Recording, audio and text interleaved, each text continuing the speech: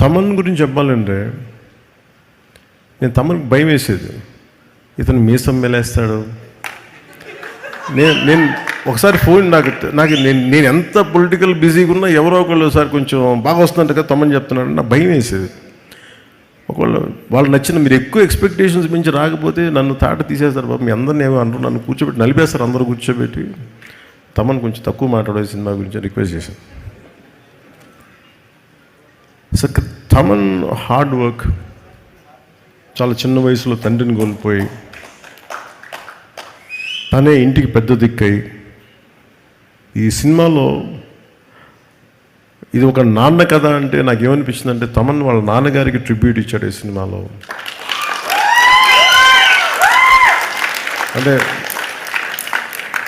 కనిపించని నాన్నకి, వెళ్ళిపోయిన నాన్నకి ట్రిబ్యూట్ ఇచ్చాడా అలా లేదంటే చాలా నాకు అది అనిపించినాయి.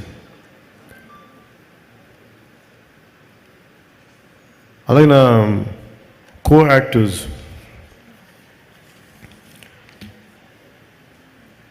first let me start with Prakash Raj garu.